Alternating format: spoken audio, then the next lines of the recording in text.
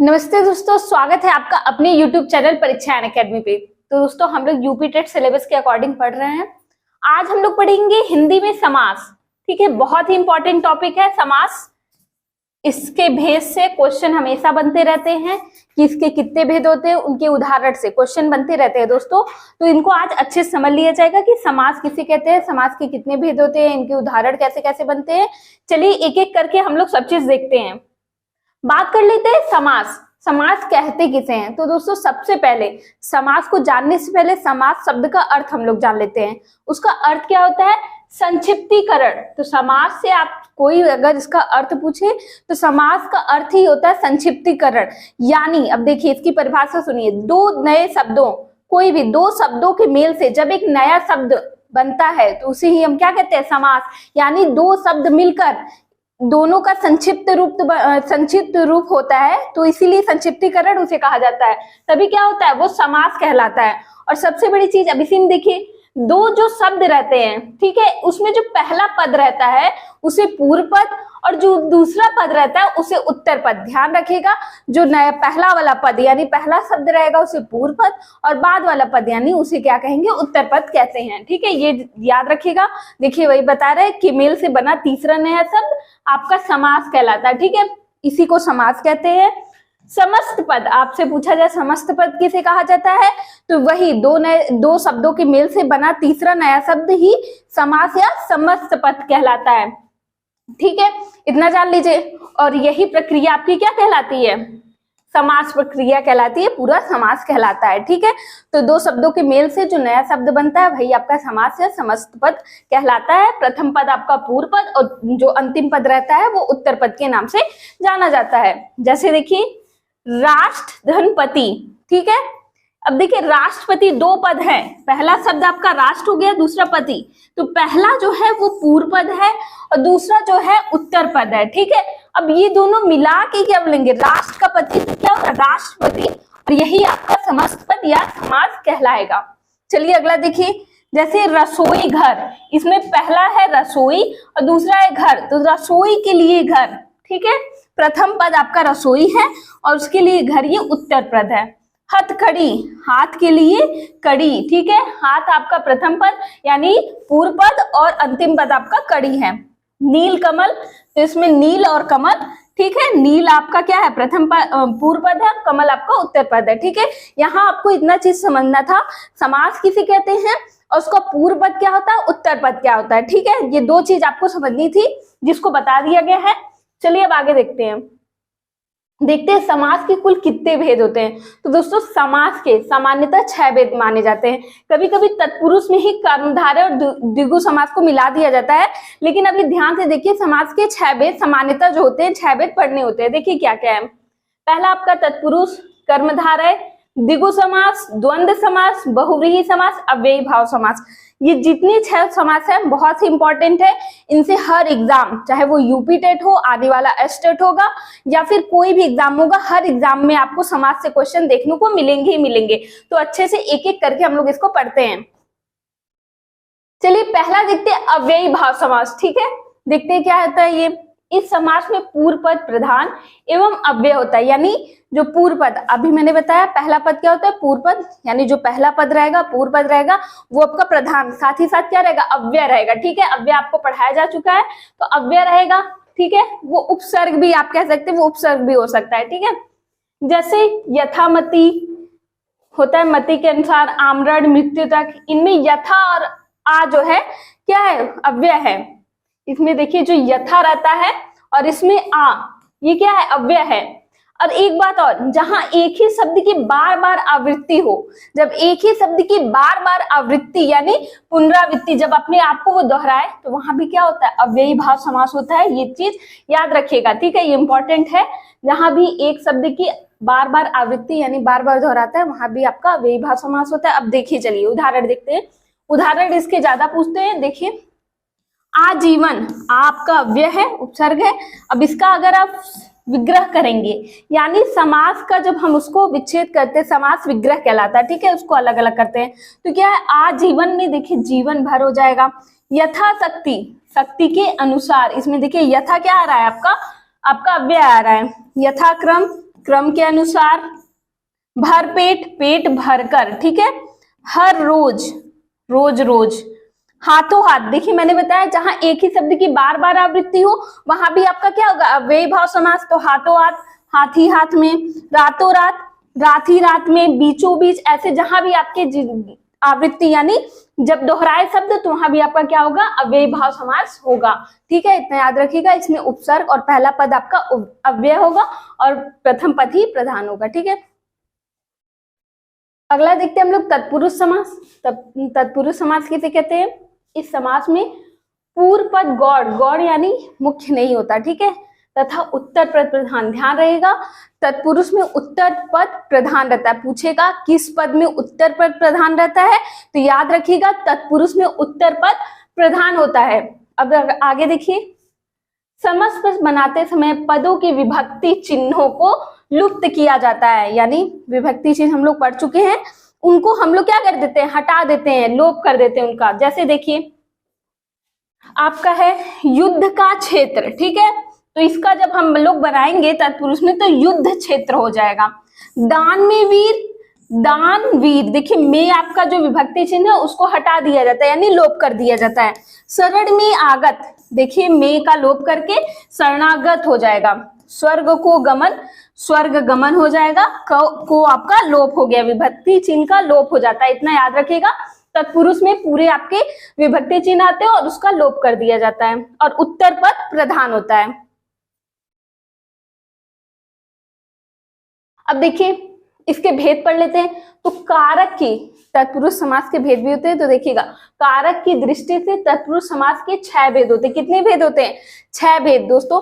कर्ता जो हम लोग पढ़ते हैं, कर्ता और लास्ट वाला संबोधन को छोड़ के जितने होते हैं बीच के, कर्म हो गया, करड़, संप्रदान, अपादान, ठीक है, अधिकरण, संबंध, ये सब पूरा आते हैं इसके कारक में। ठीक है, चलिए एक एक करके हम इसके पढ़ते हैं तत्पुरुष समास के भेद। पहला हम लोग पढ़ेंगे कर्म तत्पुरुष।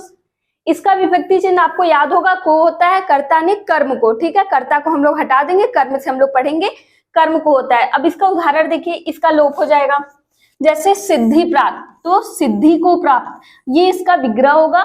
जब हम इसे समास बनाएंगे इसका तो सिद्धि प्राप्त हो जाएगा, को आपका हट जाएगा। और अगर जहां को आएगा वहां आपका कर्म तत्पुरुष होगा, इतना याद रखिएगा। नगर को गत, नगरगत, ठीक है, यहाँ भी को विभक्ति का चिन्ह का लोप हुआ है, तो यानी कर्म तत्पुरुष है। अब दूसरा हम लोग पढ़ेंगे करड़ तत्पुरुष। करड़ का क्या होता है? विभक्ति चिन्ह से या के द्वारा होता है ना, कर्ता ने कर्म को करड़ से या के द्वारा होता है आपका, तो करड़ का आपका से या के द्वारा होता है। तो इसमें हम लोग किस विभक्ति का लोप करेंगे? से या के द्वारा का। देखिए जैसे हाथों से लिखित, तो हस्तलिखित, जब से आ जाएगा तो आपका क्या हो जाएगा? जब इसका विग्रह करने पे से आएगा तो करड़ तत्पुरुष हो जाएगा। तुलसी के रचित, तो तुलसी रचित, तुलसी द्वारा कृत हो सकता है, तुलसी के द्वारा, यहाँ द्वारा होगा, तुलसी के द्वारा रचित, ठीक है, तो इसका हम लोग लोप कर दिए तो क्या होगा? तुलसी रचित। इतना ध्यान रखिएगा, विभक्ति चिन्ह का लोप होगा। आपको बस विभक्ति चिन्ह याद करनी है और उसी को अगर देने विग्रह बताने को कहेगा तो उसको जोड़ दीजिएगा, अगर कहेगा समास बताने को तो आप विभक्ति चिन्ह का लोप कर दीजिएगा। चलिए अगला हम लोग देखते हैं संप्रदान कारक। इसमें क्या होता है? संप्रदान तत्पुरुष कारक। इसमें क्या होता है? विभक्ति चिन्ह के लिए, संप्रदान का विभक्ति चिन्ह के लिए होता है, उसका लोप किया जाता है। जैसे देखिए रसोई घर, तो रसोई के लिए घर इसमें जोड़ा गया और यहाँ लोप कर दिया गया। जेब के लिए खर्च, तो क्या हो जाएगा? जेब खर्च, के लिए का लोप हो गया। ठीक है, यहाँ हम लोग 3 देख चुके हैं तत्पुरुष समास के भेद। अगला देखते हैं हम लोग अपादान तत्पुरुष। अपादान क्या होता है? अपादान में भी आपका चिन्ह क्या होता है? से होता है। अपादान का विभक्ति चिन्ह से होता है और इसमें क्या होता है? सबसे बड़ी बात, करण में भी से होता है और इसमें भी, लेकिन अपादान में हमेशा क्या अलग होने का भाव देता है। जैसे देखिए पथ से भ्रष्ट, यानी पथ से अलग हो रहा है, तो पथ भ्रष्ट, ठीक है, इसका समास क्या होगा? पथ भ्रष्ट। देश से निकाला, देश से निकाल दिया गया, यानी देश से दूर हो रहा है, यहाँ आपको अलग होने का भाव अपने आप पता चल जाएगा। तो देखिए क्या हो जाएगा? ये देश निकाला। अगला देखते हैं हम लोग संबंध तत्पुरुष। संबंध में देखिए विभक्ति चिन्ह क्या होता है? का, की, के, रा, री, रे, यह सब आपका किसमें होता है? संबंध में। तो जैसे देखिए राजा का पुत्र, का लोप करेंगे तो क्या होगा? राजपुत्र। क्या हो जाएगा? राजपुत्र। घोड़ों की दौड़, घोड़ों की दौड़, की आया, घोड़े की संबंध जताया जा रहा है दौड़ से, तो क्या हो जाएगा, की का लोप करेंगे और क्या हो जाएगा, घुड़दौड़ हो जाएगा। अगला बात करते हैं अधिकरण कारक की, अधिकरण तत्पुरुष समास की। चलिए इसमें देखते हैं इसके विभक्ति चिन्ह क्या होता है, में या पर होता है, क्या होता है, में पर होता है। तो अब देखिए इसमें हम पर और में का लोप करेंगे, तो आप पर बीती, ठीक है, तो इसका पर का लोप कर देंगे, क्या हो जाएगा, आप बीती। इसी तरह विश्व में प्रसिद्ध, तो में का लोप कर देंगे, क्या हो जाएगा, विश्व प्रसिद्ध। ठीक है, हर समास में, तत्पुरुष समास में विभक्ति चिन्ह का लोप करना था। हम लोग छठों देख लिए, आपको कर्ता और संबोधन को छोड़ के बाकी बीच के आपके छठों का आपको विभक्ति चिन्ह याद कर लेना है, और जहां जैसा जैसा शब्द आएंगे उसके हिसाब से आप लोग विभक्ति चिन्ह का लोप कर दीजिएगा, या फिर अगर विग्रह देने को कहेगा तो उसको लगा के आप लोग विग्रह बना लीजिएगा। अगला देखते हैं अब हम लोग कर्मधारय समास। हम लोग देखेंगे कर्मधारय, कर्मधारय के अक्सर एग्जाम में एग्जाम्पल जो उदाहरण पूछते रहते हैं। देखिए इस समास में पूर्व पद तथा उत्तर पद के मध्य में विशेषण विशेष्य का संबंध होता है। किसका, विशेषण विशेष्य का संबंध होता है। याद रखिएगा, पूछेगा किस समास में विशेषण विशेष्य का संबंध होता है, तो आप लोग बताएंगे कर्मधारय समास में। देखिए इसमें पूर्व पद गौड़, यानी जो पहला पद होता है वो गौड़ होता है, तथा उत्तर पद प्रधान होता है, यानी इसमें भी उत्तर पद आपका जो मिलेगा वो आपको प्रधान मिलेगा। अब बात करते हैं इसके उदाहरण की। सबसे ज्यादा इसका उदाहरण पूछता है, जैसे देखिए चंद्रमुख, ठीक है, तो चंद्रमा के समान मुख वाला। यहाँ जो देखिए सबसे बड़े विशेषण क्या होता है, जो शब्द विशेषता बताता है वो विशेषण होता है, और जिसकी विशेषता बतलाई जाती है वो विशेष्य होता है। ठीक है, तो यहाँ चंद्रमा के समान मुख, तो चंद्रमा आपका विशेषण हो गया, मुख आपका विशेष्य हो गया। देखिए विशेषण विशेष्य का संबंध देखने को मिल रहा है, तो क्या हो जाएगा आपका चंद्रमुख। और सबसे बड़ी बात इसमें के समान, के रूपी, ठीक है, ऐसे आपको शब्द देखने को मिलेंगे, के समान, रूपी, के रूपी, जहां भी ऐसे आपको देखने मिलेंगे, ठीक है, वहां पे आपका क्या होता है, कर्मधारय समान। देखिए दही वड़ा, दही में डूबा वड़ा, इसमें भी याद रखिएगा कर्मधारय है ना। गुरुदेव, गुरु रूपी देव, देखिए मैंने बताया जहां रूपी भी आएगा वहां पे क्या होगा आपका कर्मधारय, तो क्या हो जाएगा गुरु रूपी देव। फिर चरण कमल, कमल के समान चरण, क्या हो जाएगा कमल के समान चरण। नील गगन, नीला है जो गगन, ठीक है, तो यहाँ पे विशेषण विशेष्य का संबंध आपको देखने को मिलेगा। अगला हम लोग देखते हैं द्विगु समास। क्या देखेंगे, द्विगु बहुत आसान है, इसको अच्छे से समझिएगा। यह कर्मधारय समास का एक उपभेद भी माना जाता है। इस समास का पूर्व पद संख्यावाची, याद रखिएगा, इसका जो प्रथम पद रहता है वो हमेशा कैसा रहता है, संख्यावाची, यानी नंबर्स में होते हैं। ठीक है, आपको अंक दिखेंगे। संख्यावाची विशेषण होता है, तथा समस्त पद किसी समूह का बोध कराते हैं। जो अधिकतर जो अगला जो बाद वाला पद रहता है वो किसका, ये जो समस्त पद आपका समास जो रहता है वो किसी समूह का बोध कराते हैं, और पहला पद संख्यावाची को होता है। ये याद रखिएगा किसके लिए, द्विगु के लिए। ठीक है, जैसे देखिए नवग्रह, तो नव का पहला शब्द जो क्या है दोस्तों, देखिए ये नव क्या है, संख्या है, तो आपको पता चल जाएगा। तो क्या होगा, नौ ग्रहों का समूह। दोपहर, दो क्या है, संख्या है। दोपहरों का समाहार। त्रिवेणी, यहाँ पे तीन, देखिए त्रि क्या है, तीन वेणियों का समूह, तो ये भी क्या है आपका एक आपका द्विगु समास है। समूह, देखिए लास्ट में समूह का बोध हो रहा है, और पहला पद संख्यावाची है। पंचतंत्र, यानी पांच तंत्रों का समूह। त्रिलोक, यानी तीन लोकों का समाहार। शताब्दी, 100 अब्दों का समूह। ठीक है, जहां भी आपको लास्ट में समूह, समस्त पद में समूह का बोध हो, पहला पद संख्यावाची, वो आपका द्विगु समास होगा, याद रखिएगा। अब बात कर लेते हैं हम लोग द्वंद्व समास की।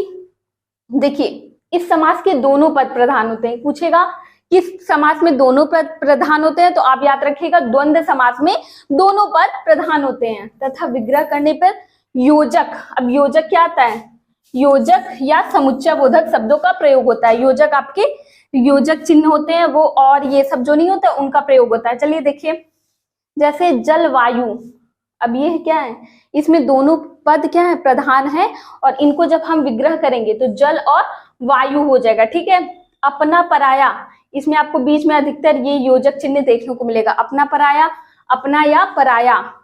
पाप पुण्य, पाप या पुण्य, या पाप और पुण्य आपको ऐसे देखने को मिलेगा। राधा कृष्ण, राधा और कृष्ण। अन्न जल, देखिए दोनों पद क्या है, प्रधान है, और बीच में आपको योजक चिन्ह मिल रहा है। यहाँ पे जब आप करेंगे तो आप समुच्चय बोधक शब्दों का प्रयोग करते हैं, जैसे अन्न और जल, नर नारी, नर और नारी, गुण दोष, गुण और दोष। ठीक है, आपको दोनों पद प्रधान मिलेंगे, दोनों में द्वंद, इसीलिए इसका नाम क्या है, द्वंद। दोनों मतलब एक दूसरे के एकदम बराबर होते हैं और बीच में आपको योजक चिन्ह देखने को मिलता है। तो ये था आपका द्वंद्व समास। अब बात कर लेते हैं हम लोग बहुव्रीहि समास की। ठीक है, बहुव्रीहि समास समझ लेते हैं क्या होता है। जिस समास के दोनों पद अप्रधान, लिखिएगा दोनों पद अप्रधान होते हैं, यानी दोनों प्रधान नहीं होते। अभी हमने द्वंद्व में पढ़ा दोनों पद प्रधान रहेंगे, बहुव्रीहि में कोई पद प्रधान नहीं रहेगा।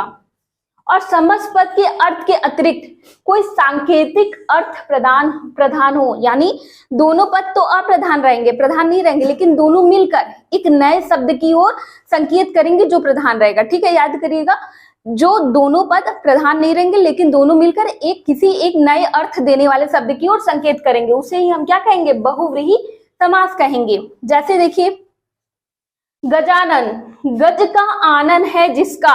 ठीक है, आनन मतलब क्या होता है, मुख, आनन मतलब मुख होता है, तो गज का आनन है जिसका, अर्थात क्या, ये किसकी ओर संकेत कर रहा है, गणेश जी। गणेश जी का कैसा मुंह रहता है, तो गज, गज यानी हाथी के समान मुख है जिसका, अर्थात गणेश जी। ठीक है, तो देखिए गज और आनंद मिलके दो नए शब्द थे, मिलकर किसी तीसरे की ओर संकेत करे तो वही आपका बहुव्रीहि हो जाएगा। अब देखिए, त्रिनेत्र, तीन नेत्र हैं जिसके, शिव, अर्थात कौन, शिव। देखिए दोस्तों, अब आप कहेंगे यहाँ तो त्रि आ रहा है तो ये तो आपका द्विगु में चला जाना चाहिए, नहीं।